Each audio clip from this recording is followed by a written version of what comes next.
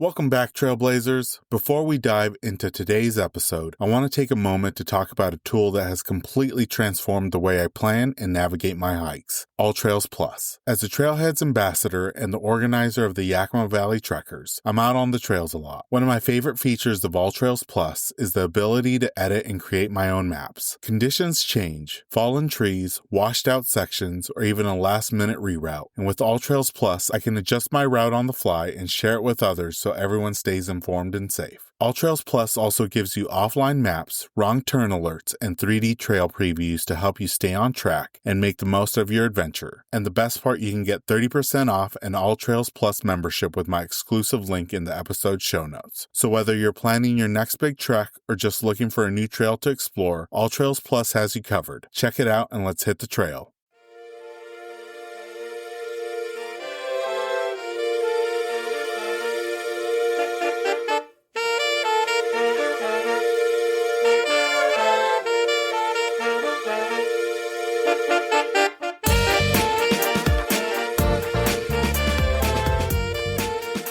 Welcome to Season 11 of the Hikes and Mikes podcast. I'm your host, Ivan, and each week we're hitting the trail through conversations with extraordinary hikers from across the United States. This summer, I've had the chance to sit down with some truly inspiring adventurers, and I can't wait to share their stories with you. From rugged summits to soulful solo treks, their journeys will spark your wanderlust and maybe even push you to take the next step outdoors. In this episode of the Hikes and Mikes podcast, we're joined by Igor Bravemore, hiker, author, and visual storyteller behind the newly released book, Out in Nature. Based in the D.C., Maryland, and Virginia region, Igor brings a fresh perspective on the underrated trails of the East Coast, the solitude of off-the-beaten-path adventures, and what it means to see the world with curiosity and care. We explore his journey of writing a book over 4 years, snowy scrambles in the Adirondacks, and a spur-of-the-moment trips to Greece, Costa Rica, and Colombia, all sparked by travel deals and a love for discovery. Igor also shares the wisdom he's gained from solo winter hikes, guided treks, and why he sometimes hits the trail in a button-down shirt with a magnifying glass in hand. Without further ado, let's jump into this episode with our guest, Igor.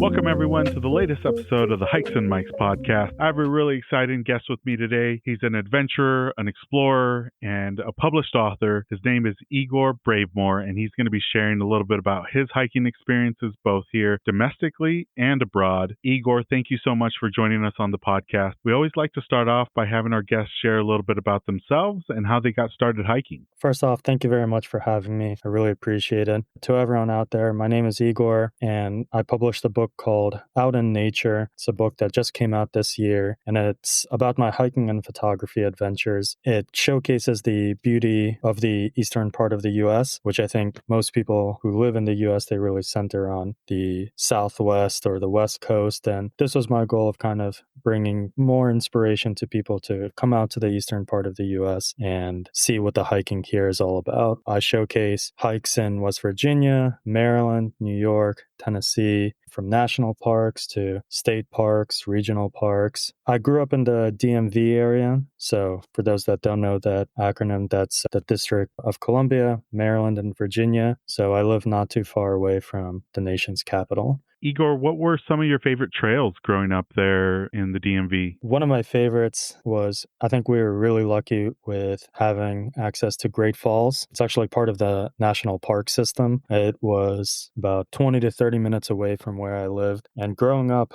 I would go there all the time. I mean, as a teenager, I could be there 3 to 4 times a week. And even senior year of high school, I was skipping school just to go to Great Falls and go on hikes there. So I think that's where I really started to fall in love with hiking, is by going to Great Falls. I hiked in other places around, but Great Falls was the most exciting place for me in the area. I'm glad that you're highlighting that region, because for me, doing this podcast, it really has brought onto my radar West Virginia, Maryland, the Carolinas, even Tennessee and down to Georgia. Like, that area has some incredible outdoor recreation opportunities, from waterfalls to summits I even know that you guys have an incredible fall color season down there that's not as crowded as the New York and Northeast ones, but just as beautiful. So I'm glad you're highlighting that region because I think you do a great job at showing the diversity of recreational opportunities in and around your local trails because there's a lot to do. Yeah, absolutely. And I think that's one thing that I really want to highlight with my hikes is that, yeah, there's these great and very popular hikes, but,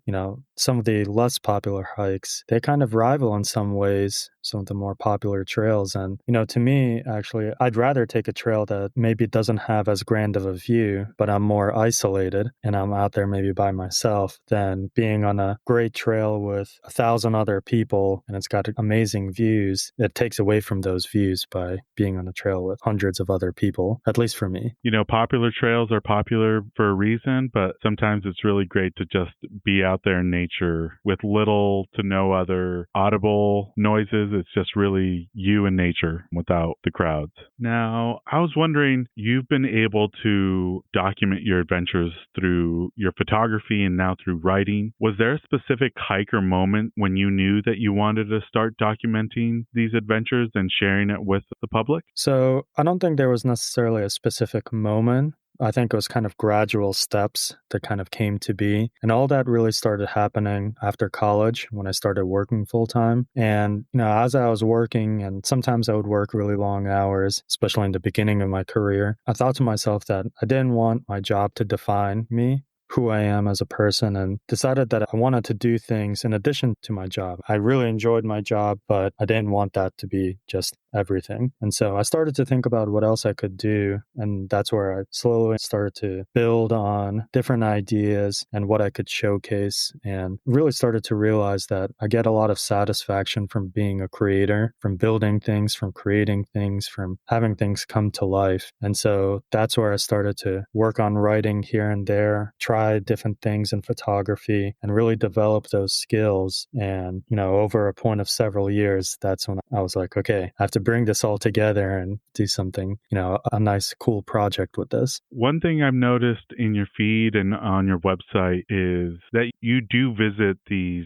iconic spots. Like you were up in Olympic National Park up in my neck of the woods, and you've been able to visit Yellowstone as well. But you also highlight some lesser known gems. Like you said, you like to go on these trails that might not have the crowds and might not have the views, but are just special in their own way. Is there any hidden hike or trail that you feel is underappreciated, but that deserves, a little bit more recognition? I mean, certainly there's a bunch like that. I think you just have to take the time to research and find out about those types of things. There's two that come to mind. The first one is actually one that I hiked. You can actually read about it in my book. It's called Peak Mountain Trail. It's in the central part of the Adirondacks. So the Adirondacks is a huge area in upstate New York. It's bigger than many of our national parks, but it's not just a wilderness area. It incorporates towns and actual city environments in there. But when people think of the Adirondacks, I think generally they think about going to the high peaks region. Think of like Lake Placid area. There's what they call 46 different high peaks. The high peaks, those 46, that's any peak that's over 4,000 feet in elevation. I know that for the people that are listening, if you're on the West Coast, 4,000 feet doesn't sound like much, but for the eastern part of the US, that is a significant amount. And you can still get a ton of adventure by hiking those places, even though it's lower elevation than something like in Colorado. But the point is that people kind of flock to either those high peaks or just lower mountains, but still within that range of peaks. And I went there for some time and I was doing some more research. And actually a plug for some of the research, how I was able to find this hike was, and I have, by the way, no affiliation to this. I don't get paid for this. I just really love these guidebooks. And I think that the hiking community should be more familiar with them. And it'd be awesome that people read up on these things, but one is called 5-Star Trails Guidebook. Another one is called the Falcon Guidebooks. And I use that to kind of find,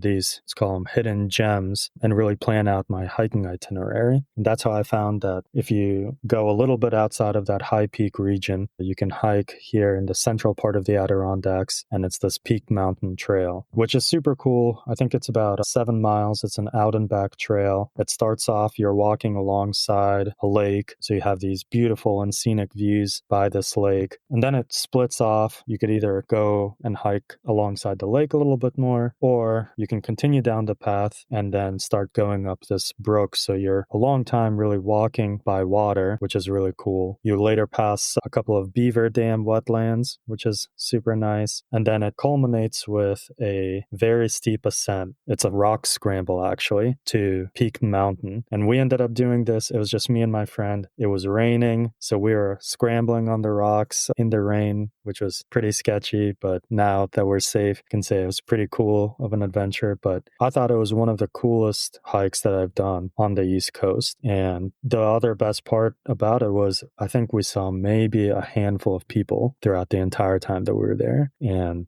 when I was on the other hikes in the high peaks, that was a totally different story. And it's a very wilderness environment where it's not necessarily going to be as trailblazed as some of the national parks. You really have to figure out how to navigate here, which, we got lost several times on this hike, but I think that added to the adventure and was super cool. And then another one, and this was outside of my book, but I got excited about this one, but it's called Hellhole Canyon Trail. It's in Utah, and it's actually managed by the BLM, the Bureau of Land Management. And I went there several years ago. Again, it's an unmarked trail, so you also kind of have to figure out where you go. It's hard to get there too, and there's very little information, or at least at the time when I hiked it, very little information about this hike and how to get there. But I just loved it for the fact that, again, there was no one there, and you could go off the trail. It was on you to figure out how to get from one end to the other on this out and back trail. Yeah, I feel like Utah is one of the few places that still has a tremendous amount of hidden trails. Like, they're not well documented on all trails or online. Some of it is in books, and I'm glad that you mentioned guidebooks or hiking books, because I've been starting to look at least at the Washington backpacking guidebooks, because I think All Trails and the Washington Trail Association do a great job at highlighting the well-known trails, but there's quite a bit of, hidden trails or unknown trails that provide really great, unique experiences that really you're only finding it in the guidebook, because maybe they're not as well maintained or as heavily traveled as the other ones. But I definitely recommend, like you said, doing your research, but don't just solely look at online, but also look at books and see what you can find, because there might be some hidden gems in there. Yeah, absolutely. And using those guidebooks for me on some of those less popular trails, it really allowed me to understand what I should be looking out for, like maybe where it's possible that I can get lost, or even knowing that there's going to be many different creek crossings that you might get that in all trails, but you might not. It's not always that, someone will leave that in the comments. So the guidebooks are, at least in my opinion, are a fantastic resource. And I actually wish that there were more hiking guidebooks for more of the areas that you can hike, not just in the US, but all across the world too. I gotta give the East Coast its props, because one thing that I love about the East Coast hiking scene is the different challenges folks can undertake. You mentioned that the Adirondacks have the 46 peaks that are over 4,600 feet, which I don't think people who haven't hiked in the Northeast realize, but I feel like when they were making the trails, they didn't believe in switchbacks. So it's a lot of steep ascents and a lot of elevation gain. It might only be to 4,600 feet of altitude, but the elevation gain on some of those trails that I've seen and read about are just, right up there with anything on the West Coast. Oh, yeah. And the Adirondacks is like you said, a great example of that and again, in my book, I hiked a couple of those high peaks. And they were one of the easiest of the high peaks. And, they had like 3,000 feet in elevation gain. And I decided to do it in the winter time. So there's snow all on the ground. And, it turned from a hike into a snowshoeing adventure. adventure. But yeah, it's surprising how much adventure you can get in the Adirondacks despite, only 4,500 or something like that elevation. So it's a super fun area to hike in. And I've been there on 3 different trips, and I've still covered only just a tiny portion of the Adirondacks. So I could keep going there for many years to come. Yeah, it's on my bucket list to knock out a couple of those peaks, especially the ones that have great viewpoints and lookouts, because I think that's one thing I love about the East Coast trails is a lot of them lead to just impressive viewpoints and lookouts. One thing that I noticed on your feed is you also love to travel. You've been able to hike domestically and abroad in different landscapes, from deserts to rainforests to mountains and even volcanic regions. Is there a specific type of landscape that you feel most connected to, and why is that, if there is? I would say it would probably have to be the mountains. I absolutely love hiking in the mountains. And to add to that, I love hiking where either there's snow on the ground or you can see snow up on the tops of the mountains. But I've only somewhat recently started hiking in the snow, or, snowshoeing. If you're up for that kind of adventure and for bearing with the cold, it is so much fun. And I think that's where I get the most excited for. And so I want to spend more time in the snow, more time up on the mountains. And yeah, I can't get enough of it now that I've had a little bit of taste of how that looks like. And when it comes to your travel experiences, you've been able to hike and explore places in South Africa, Costa Rica, Greece. How did the love for travel and exploration kind of come to be? And what advice or tips would you give folks that are interested in branching out with international travel and exploring? Yeah. So I guess one kind of tip that comes to mind is, at least for me, when it comes to traveling, there's so many places that I want to travel to, so many different countries that I want to go to, that I don't necessarily say, okay, this year I need to go to Denmark or something along those lines. I base it off of where can I find cheap flights? And so I spend my time looking for cheap flights. And if that destination is Costa Rica, then I'm going to go to Costa Rica because I found a flight for $200 or whatever, something less than that. So I think that's how a lot of my travels has been, is because either I've found a really cheap flight and then gotten a group together to go, or someone else that I've known has found a cheap flight. I was like, hey, you want to go on this? If so, we got to book tickets in like 2 days. So having that kind of spontaneity to be able to book a flight on the whim almost. And, that doesn't mean you have to go immediately, but, it could be a flight 4 or 5 months away. But yeah, just being open to where you go. I think that's what allowed me to travel, let's say, on a good budget, so relatively cheap. And another thing that I would say is, if it's hard enough already in the US to research different hikes and plan out your trips, it's even harder to do that internationally. There's sometimes a barrier gap of you don't know the language, or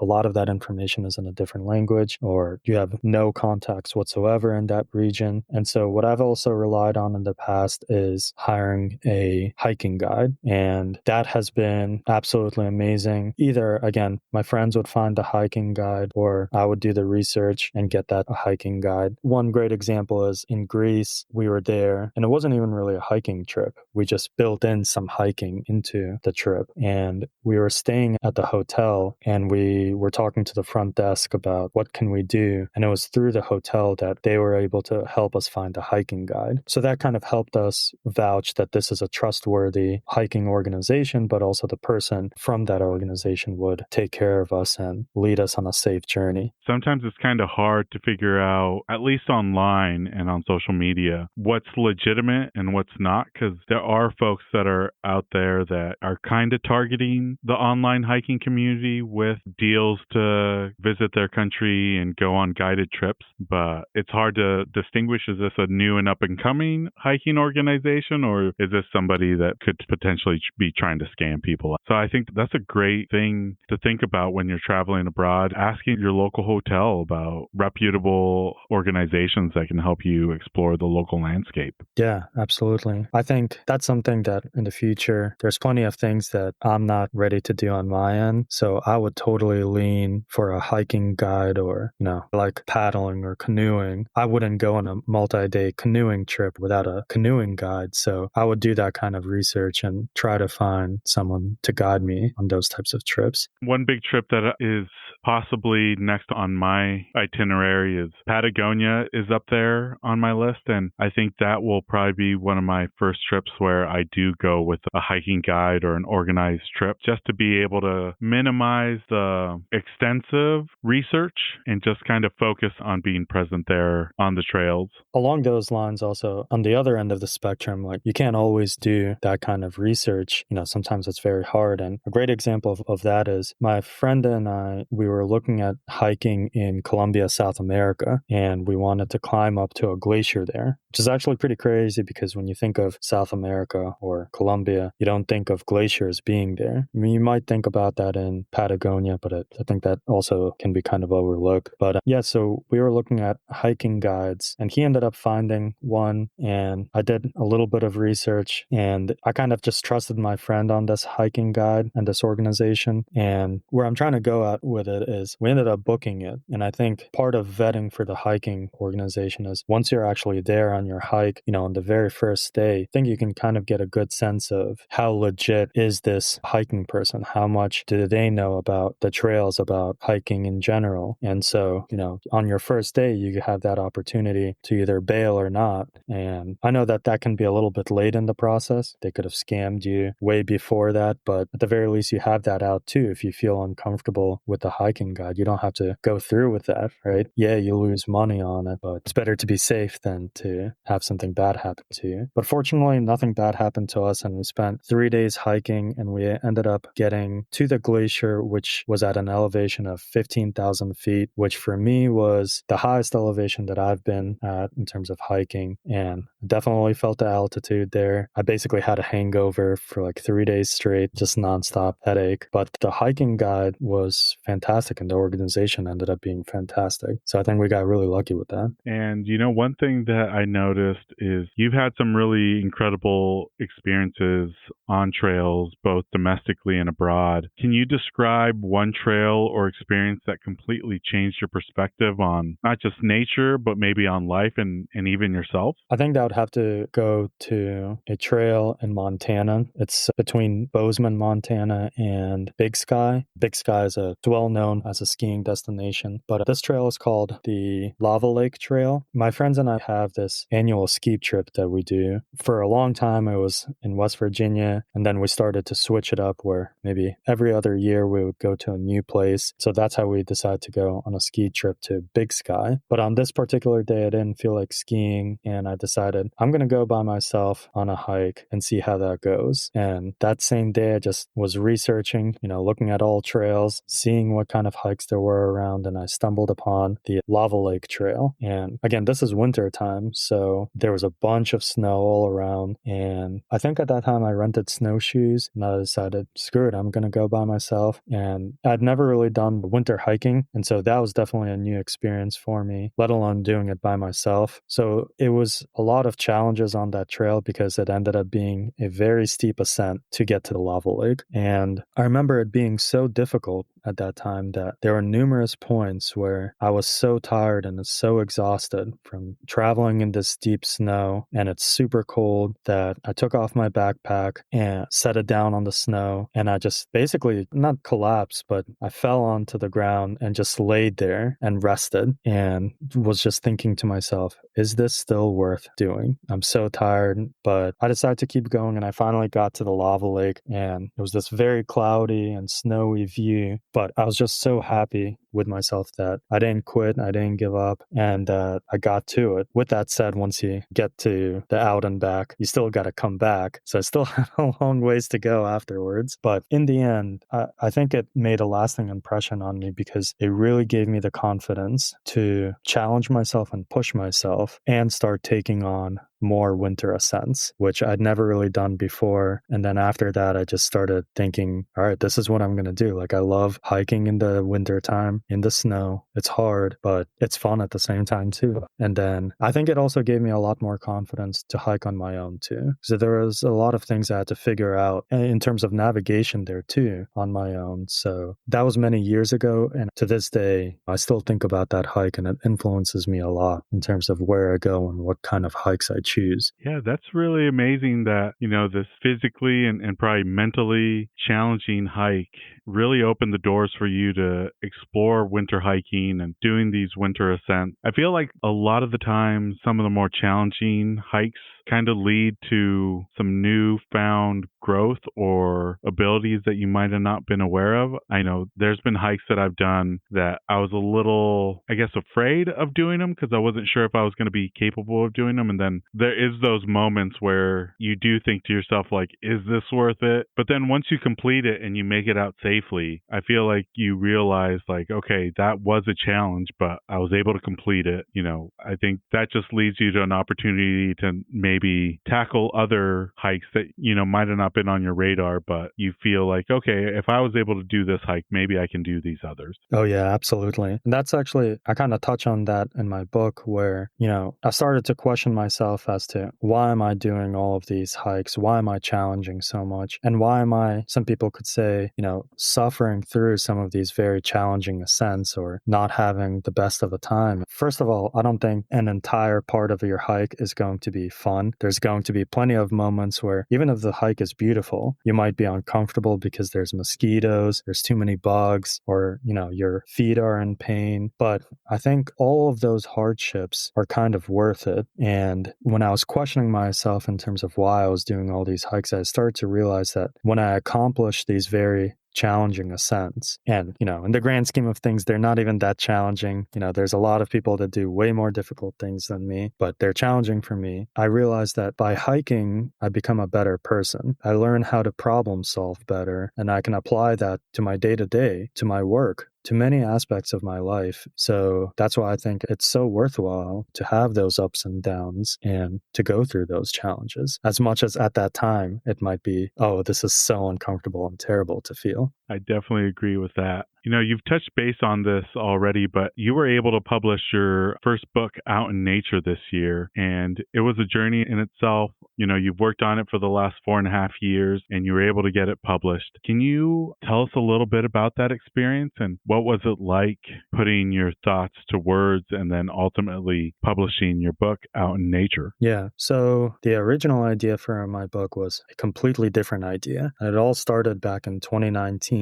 I had come up with a destination that I really wanted to go to. It was going to be very, very far away, very remote, and very difficult to get to. And I had decided at that time that I was going to spend the next 2 years planning that trip, organizing all the stuff about where I would stay, how I would do all the logistics, and, possibly even more importantly, getting myself into the right physical shape to be able to take on that crazy trip. But, in 2020, as everyone might remember, that was the start of the pandemic, and that basically completely changed my plans. And, the long story short on that front is that I decided that doing something was better than doing nothing. I abandoned the plans to travel to this faraway place, given the too much uncertainty there. And I decided to focus on the local areas, what's close to the Maryland and Virginia area, and just drive and see where that would take me. And so that's kind of how the book started to come along. I didn't really know where that would take me. And, funny enough, I thought I could write a book in 6 months. I was very naive about that. And no, it took me 4.5 years in the end to write it. But writing a book is very, very challenging, to say the least.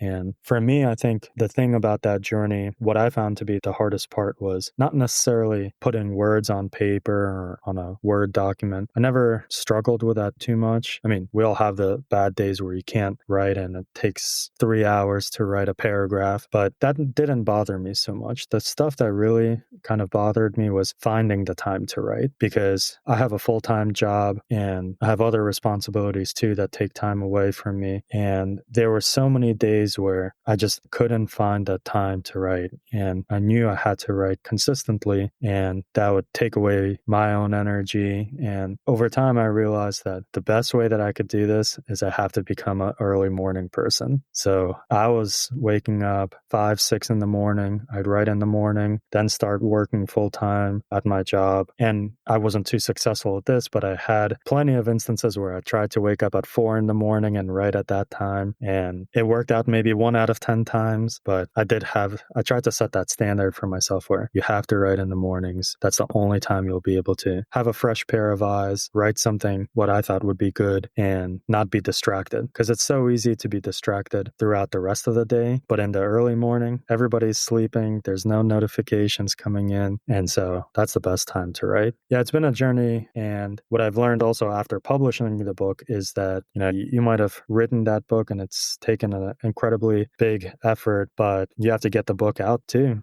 People have to find out about the book. And I would say it's just as much effort to get people aware of what you've written as it is to write the book, in my opinion. Yeah, and that kind of leads me to the next question is, if your book could plant one idea or feeling in a reader's heart, what would it be? Yeah. So, and I know, throughout this podcast, I've been talking about very challenging ascents and, almost making it seem like that's the only thing that I was doing in this book or in general. But there's a lot more, in my opinion, than just getting up to the top of the mountain as quickly as possible. And I don't want to take that away from people that do that. That's great. It's not for me. But I think what I really want people to take away from this book is that there's a great power in slowing down. And even on a challenging ascent, right? Maybe it takes you an hour too longer than what the guidebook says. But if you take the time to slow down and see, hear, and feel what nature has to offer, it changes completely what your hiking experience can be. And I think all too often, many hikers, at least that I know,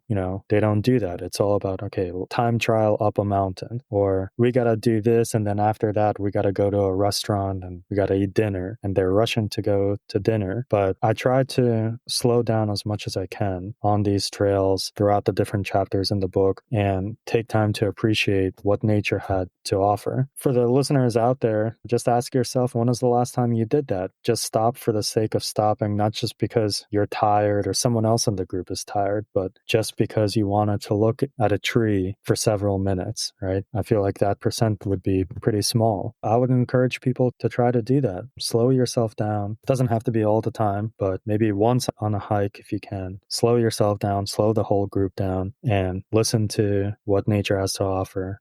Smell the air, take that time to really understand what there is, because we don't observe nature as much as I think we used to before.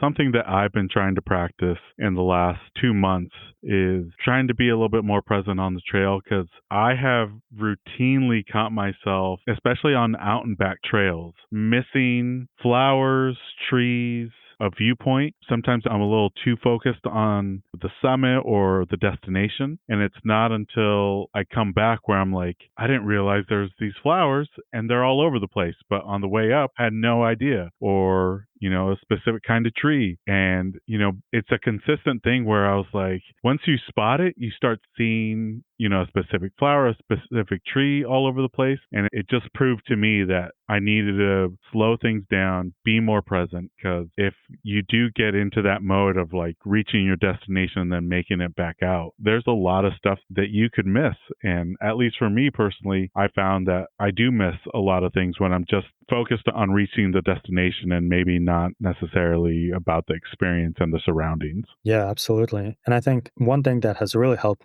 me with being able to slow down like that is by the fact that I'm trying to take pictures. So I'm walking around with my camera and, because I'm looking for the best shots, for the right shots, I have to be slowing down. And, maybe in the very beginning when I was hiking, that was seen as a big kind of downside of things. But now I really see it as a huge upside that, yeah, it's great that I slow down and stop to enjoy the beauty or see what a specific area has to tell me. I think with that, though, it really comes to, a friend really put this into the right perspective for me, is you have to go with a group of people that you kind of give them that standard that, hey, this is not going to be a fast hike. We're going to be slowing down. We're going to be stopping. And making sure that if you are in a group, everyone is on board with that. And, a lot of people are not going to be on board with that. So it's, comes down to choosing that group of who's going to be okay with that. And I've been lucky enough where I've found a decent amount of people that are okay with slowing down, with stopping. And again, not for the sake of being tired, but just to appreciate what there is. And I think that's been tremendous. And I'm really glad you touched on that because I recently came back from an experience just like that where the people on this challenging hike, which if you're listening to this episode, it's the Humphreys Peak episode, which was episode 1 of this season. The people that organized it and all the other members really level set with the group of like, we're going to make this summit. We're going to try our best and we're not going to go for a record time, but we're just doing the trail to not just enjoy the landscape, but enjoy the company. And it was really great to experience that because a lot of the times when it comes to group hikes, there is that segregation of, the faster hikers up front, the people that love to take photography and take things in are in the back. And there are like these separate groups amongst the collective that are experiencing the trail in different ways. But I think if you slow things down, level set with the group, it changes the experience on the trails. And I think it's definitely something that people should experience if they haven't, because I think they could find some benefits in being able to do a hike like that rather than just trying to reach your destination, crossing it off the list and making it out. Yeah, absolutely. And there's one chapter in my book where I talk exactly about, this whole thing of slowing down in a lot of detail where, I started off by saying how we did, and this wasn't even a hike, it was more of a walk. It's called the Freeland Boardwalk. It's in Davis, West Virginia. It's part of the Canaan National Wildlife Refuge. And the first time that we did it as a group, we were going slow, but I don't think it was slow enough because at the end of this walk, we all kind of agreed, this place was interesting, but it wasn't anything great. And I decided I would come back there several days later and slow myself down even more. I came back there for sunrise. I think that also helped a lot too. But, I talked about that. Come to this place with anything that will slow you down even more. Come here with a baby stroller, things like that. And that second time around when I came there, I saw things that I never really saw and never paid attention to that first time around. And it was just so cool to experience that land for a second time when I was walking at a snail's pace. So that was very exciting for me. For listeners that want to check out and buy your book, Out in Nature, where are some of the places they can find it at? Yeah, so right now it's available on Amazon. So if you go to Amazon and you search for Out in Nature, you'll be able to see my book there. And that's the best place that you can get it right now is on Amazon. So go to Amazon, check it out there. It's available on paperback. I'm also going to be doing book talks, and I have been doing some book talks. So for the people that are around the DC, Maryland, Virginia area, I would say look out for that. That's on my, look out on my Instagram for updates as to when I would be doing those book talks. But that would be another place where you can get a copy of the book too, if you don't want to get it online. And there'll be more book talks upcoming in other states as well too, later on. And then you also have done something incredible on your website where you're able to share pictures of some of these destinations and places that you speak about on your book, right? Yeah, and thank you for calling that out because that was one of the, we talked about the journey to writing and publishing this book. But as part of that journey, I was really envisioning originally that I wanted to pair my photography with all the stories and all the trails in each chapter. And the reality kind of made it be hard to print all those pictures in the book. So what I did was I had the paperback and all the pictures that go alongside each chapter, they're up on my website. And so you can view along all those pictures from each chapter of the book. And one day I'm hoping that I can publish the hardcover version that will have all of those pictures in the book. But for now, it's up on the website, and then there's the paperback copy of the book. That's awesome. And we'll be sure to link the website so folks can check out those photographs. Now, one regular segment that we like to do here on the podcast is do a deep dive into our guest's IG or website and highlight a specific post or reel. And the one that caught my eye from your feed was your trip from Greece, because it looked like an incredible experience. You visited Athens, a monastery with incredible views. Can you tell us a little bit about that trip and maybe some of your favorite parts? Yeah, definitely. So that trip all kind of spurred from, again, going back to what I talked about earlier, it was finding a really cheap flight to Greece. And I mean, the prices were it was several $100s cheaper than the regular fare to going to Greece. And I wanted to jump on those tickets, and we ended up booking those tickets for flying to Greece in December, which for those people that know about Greece in December is, it's not the prime traveling season. Everyone goes there in the summer. That's when when everyone flocks to the islands. That's when it's hot and great weather. But in December, it's a totally different story. And so what we ended up doing is avoiding all the islands completely. And that's where I started to do a bunch of research, internet blogs, reaching out to different places, and realizing that for this time around, we got to stick onto the mainland and go from there. So I built this itinerary that, my love of snow, I tried to focus on going to the more northern parts and seeing if I could catch any snow there. And,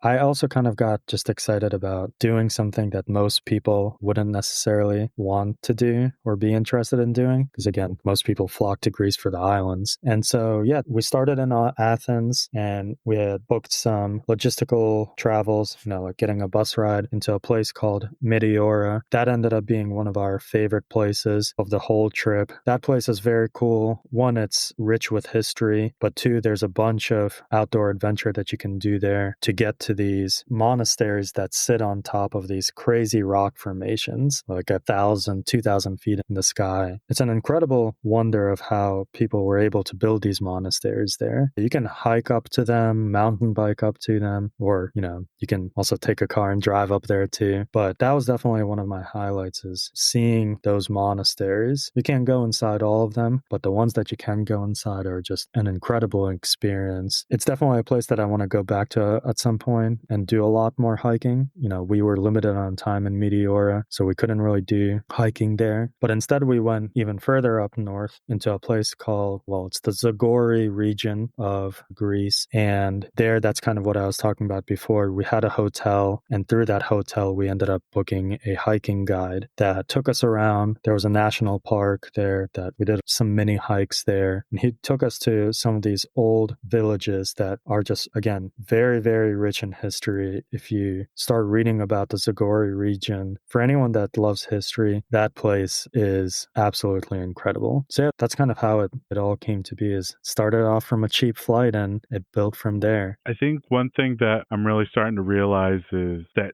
shoulder season or off-season travel are definitely worth exploring, especially to well-known destinations, because you get to experience it without the crowds. The conditions might be a little bit different, but it adds to the adventure. And I'm glad you mentioned those amazing rock formations in Meteora, because, I think a lot of people, when they look up or see on social media things about what to do in Greece, the islands definitely get the biggest piece of the attention. But what you were able to show were truly remarkable. Those rock formations on the monasteries, it's something else, and definitely something that I added to my bucket list for international travel. And, for anyone that has just as crazy of an idea as I did to travel there in the winter time, I did write an article on Medium for how to travel to Greece in the winter time. And I actually posted my whole itinerary of each of the different cities and destinations where we stayed at, and, talked a little bit about the history there too. So if you just Google that, my name and how to travel to Greece in the wintertime, you can find that if you're looking to travel there. Oh, that's awesome. These last couple questions are questions that we like to ask all our guests. The first one is, when it comes to regular on-trail routines, whether it's a summit routine or an end of the hike routine, for a lot of us, it's packing a favorite snack or drink, a moment of zen, or maybe it's looking towards that favorite meal afterwards. Is there a regular custom or routine that you like to do when you reach your destination or when you make it back out? Yeah, so I would say it's usually I have this, it's a routine that I have when I make it back out, and I'm not the one that's driving back. If I'm driving back, then I can't do this. And it's a little bit of a quirky thing, but usually after a hike, my feet are swelling or they're aching and they're in pain. So if I'm not the driver, I'm going to be taking off my boots in the car. And then if we go into a restaurant afterwards, I'm taking them off in the restaurant too. Like, I have, maybe as bad as it might sound, I have no shame about that with my stinky feet in the restaurant. I'll take the comfort. And I've definitely had my friends call me out on it and be like, that's disgusting, or your feet smell, blah, blah, blah. But hey, it feels good. And yeah, there's been one instance where I took off my boots in a restaurant. My socks and my boots were so caked in mud. I just left a layer of mud on the restaurant floor. So I felt really bad bad about that. But yeah, it's definitely something I do. Not necessarily proud of it, but I can't help it. It feels great. One thing I do for the sake of people that are in my car, I try to wear merino wool or alpaca socks so it doesn't get as funky. But, sometimes that's just the price you pay to be on the trails is your feet, especially if it's a well-worn pair of boots or shoes, they're going to have some trail scent and that's all right. Yeah, absolutely. Yeah. And to what you were saying before, like it has crossed my mind so many times, like take a second pair of shoes, like just take some regular shoes, take a spare set of socks and change into that. But I can't tell you how many times I forget to do that. And then at the end of the hike, I'm like, damn, I should have done that, but it's too late, right? I can't do anything. So just take off my dirty, smelly boots and it is what it is. There's nothing quite like taking off your shoes after a long hike, especially if it was a taxing one, and just being able to have your feet relax and not be so constricted. It's one of the best feelings off the trail. Absolutely. That's like my moment of zen. It's the moment I take off my boots. I like that. Now, this next one is regarding your pack list. Do you have a luxury item that you tend to pack that falls outside of the essentials? Yeah, I would say there's probably two things on that list. And the very first one is, and this is going to sound kind of crazy, but I love to dress up for my hikes. I had numerous people tell me that, hey, Igor, like you dress up more for going hiking than you do for when you work. Like that's crazy. I'll put on a dress shirt when I hike. I'll put on not necessarily dress pants, but they kind of look like dress pants. And it's those types of clothes that I choose and find they're trail ready. So I can get away, like they have their water repellent, they're quick drying, but I like to look good on the trail. And, I think I was inspired by a lot of the pictures from the old days when you saw people hiking in suits and ties and top hats. And I think that definitely made me want to dress up more for the hikes. If I could get away with hiking in a suit, I would totally do that. But I haven't found a suit that would be comfortable enough to handle like 90 degrees while at the same time handling 20 degrees and everything that comes along with being out on the trails. But yeah, to that end, I love that. That's kind of my luxury items that I go and get for myself.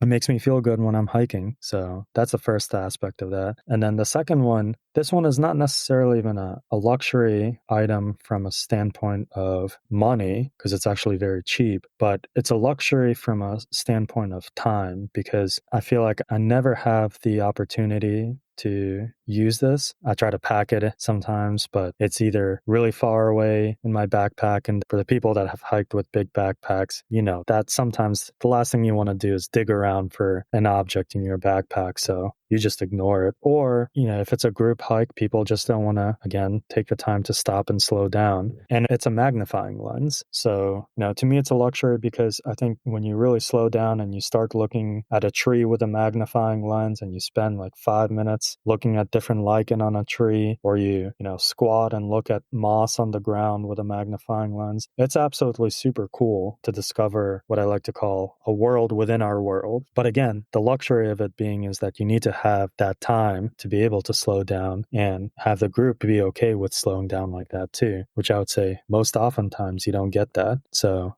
those are the kind of two things for me. I love those two things. Yeah, I'm hoping that becomes a trend for the rest of this year and next year, and people start wearing some more vibrant colors and, looking good and feeling good out on the trails, hopefully in 2025 and 2026. And the last question for you is, we're halfway through the year, but the summer hiking season is just beginning. Is there any hiking or travel goals that you have for the remainder of 2025? So now with my book done and published, there's something that I really have been trying to do. And so I have a toddler, a baby boy, and, I've also just been waiting for him to be a little bit older too, but I'm now trying to go on more hikes with him, just carrying him in my backpack and really showcasing to him from a very young age the awesome adventures that you can start doing, hopefully getting him interested in the outdoors. So later on in this year, it'll be in August, we're going to go to the Smoky Mountains again, and it'll be his first time there. I can't wait to take him in the backpack and show him some of the trails in the Smoky Mountains. So yeah, just getting my back ready for that. No, that's really awesome. I'm all about getting the next generation up and going as early as they can with enjoying the outdoors. And I'm glad you're able to share that experience with your son in the coming months and be able to get him out on the trails and enjoying it together, because it'll be something that for years to come is something that you guys can both do, which will add just another level of enjoyment when it comes to the outdoors for you and him. Yeah, absolutely. So I can't wait for that. That leads us to the final segment of the podcast, the this or that questions. Now, there are a few new ones for season 11, and you're more than welcome to say both or neither. But the first one is, if you had to choose between these two things, would you choose narrow ledges or creek crossings? I would do creek crossings. Narrow ledges scare me a lot. And there are some creek crossings that have definitely scared me a lot. But I don't know. Looking at a creek crossing, as long as it's within a reasonable creek crossing, sounds way more exciting than a narrow ledge. And then this next one's a tough one, but waterfalls or summits?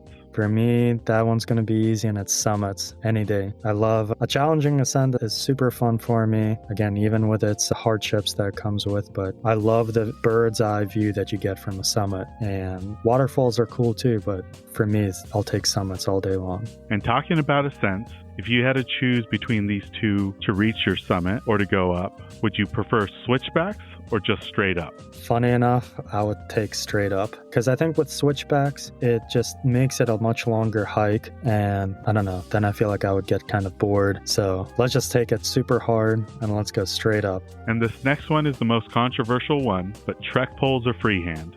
Personally, for me, and most of the hiking that I've done is freehand. But with that said, I don't think it matters how you get up to the top of a mountain or how you get through a particular hike. Most of the people that I talk to, they're not athletes or hardcore alpinists, so I don't think it's necessarily cheating to use trekking poles. I actually would encourage it. Like, if you feel comfortable using trekking poles and that makes you feel better than not using them, then yeah, go for it. And I'm sure at one point, I'll be using these trekking poles too. So yeah, freehand for me right now, but I got no problems with trekking poles. And this next one's about your footwear. Do you prefer trail runners or traditional hiking boots? Hiking boots all day long. I will not even set foot, well, I'm lying here because I have set foot on a trail with trail runners, and I have a bad case of twisting my ankles. I've done it way too many times, and I've done it on hikes before, that I want to have the comfort and security of the boots, that extra ankle support that I'm not going to get with trail runners, so I'll take hiking boots. And this next one's about a trail system. Do you prefer a loop trail or an out and back trail? Loop trail, pretty much all the time. Again, I'll do the out and back trails, especially if there's, a really good trail out there for it. But I love the idea of a loop trail because you'll see more things on a loop trail than on an out and back. And this next one's a new one for season 11 as well. But when it comes to putting away your gear, do you clean your gear right away after a hike, or do you wait till later? Most often it is wait till much later. And by later, it's like not even just several hours later, but it's many days later, even like a week later. It's terrible. But in an ideal situation, like I would love to be a person where I come home or I come back to whatever place I'm staying and it's gear cleanup right away. But usually I'm just so tired and I just don't care. I'm like, I'm going to leave this here and deal with it. What I always say, I'll deal with it tomorrow. Most oftentimes that doesn't happen. I'm right there with you. I have all the intentions of doing a gear cleanup right away, but it tends to wait till later, and sometimes it's like the day before my next hike, I'm like, oh, I need to do this. But yeah, I'd love to be able to get to that point where I can do it right away, but right now it's later for me as well. Now this next one is another tough one, but if you had to choose between these two, would you rather do a sunset hike or a sunrise hike? Sunrise hikes all day long. And the reason for that is just because, most oftentimes no one's getting up for a sunrise hike. I can barely convince anyone I know to come with me for a sunrise hike. But the people that I know and are interested in hiking, if I ask, hey, do you want to do a sunset hike? Yeah, there's a bunch of people that want to do that. All that to say that is there's a lot more people that are willing to do sunset hikes. And so you're way more likely to see other people on the trail. And as maybe you guys have been taking away from this conversation here is that I like to be out there with very little people. So that's sunrise hikes for me. You'll be lucky to see, a single person on your sunrise hike. And that's what I love, is that peaceful opportunity that you can get on an otherwise what could be a very busy trail. No, that's for sure. I definitely see more crowds on sunset hikes than on sunrises. Now, this next one's equally tough, but spring wildflowers or fall colors? So this one, I would say I'd have to be very biased on this because I'm from the eastern part of the U.S. where we get amazing fall colors. I'd have to choose fall colors. I mean, we get spring flowers, but to me, it signals the changing of the seasons. And I love that we have 4 different seasons here. It's just such a special time to see the fall colors. Again, if you stop and slow down, you can really get an even better taste of what the fall colors can be. Take a magnifying lens to a leaf and see all the intricate details, all the different shades of color on a leaf, and it's so surprising and fascinating to look at that. So fall colors. You could do that with spring flowers too, but fall colors is what's in my heart. And then the last one is, if you had to choose between these 2 types of conditions on the trail, would you prefer wind in your face or sun on your back? So the wind in my face, I experienced a lot on the hiking trails that I did for my book. And it's funny because the wind was almost like a villain in my book. I hated the wind so much. Now, especially when you're out there in the winter time, you're already cold and then you got the wind coming at you. It's just such a terrible feeling. So I'm always trying to avoid that. I know you can't avoid that. You're out there in nature. But for that matter, I'd have to choose sun on my back. And that was it for the this or that questions, Igor. If folks want to follow your adventures both on social media and online, where are some of the places they can find you at? And then share one more time where they can find your book, Out in Nature. Yeah, so my book, Out in Nature, is available on Amazon. If you go to Amazon, search for that, you'll be able to find that. And all the pictures, like we had talked about before, they're on my website, igorbravemore.com. So you can go there, click on the writing section of the website. You'll be able to see all the different pictures from all the different chapters. Check me out on Instagram. I'm also Igor Bravemore on Instagram. I post a lot of my photos, not just from the hikes from the book, but from all sorts of different hikes that I've done before and will be doing in the months and years to come. And that's where I'll also be talking about my upcoming book talks. So if you're in the DC, Maryland, Virginia area, look out for those book talks. I'll be expanding also to other states, Tennessee, West Virginia, New York in the coming months as well too. So look out for that. That's where I'll be posting it, is on my Instagram. We'll be sure to share those links in the episode show notes so people can check them out. It has been a blast speaking with you about your amazing experiences, and congratulations again on publishing your book. I really look forward to what 2025 has to offer for you for the remainder of the year, and thanks for taking the time out of your day to speak with us. Yeah, thank you so much for taking the time with me. I really appreciated it. This was a great talk, and I look forward to hearing more about what there will be out in the future from all you guys. And that brings us to the end of this episode alongside Igor. We extend a heartfelt thanks to them for joining us on the podcast. Be sure to follow them on Instagram at Igor Bravemore and by checking out the episode show notes for more. New episodes will be dropping every Monday with occasional bonus episodes on Fridays. To ensure you never miss out on these thrilling tales, remember to hit the like and subscribe button. Your support means the world to us. Don't forget to check out our vibrant community on Instagram at Hikes and Mics. We'll be sharing episode visuals, my own personal hiking content, and so much more. Let's stay connected and continue to inspire each other on this remarkable journey. As we bid farewell, remember to tread those happy trails, embrace the great outdoors, and keep the spirit of adventure alive. Until next time, my fellow explorers, happy hiking. This episode's music was created by Ketsa. Follow him on Instagram at Ketsa Music.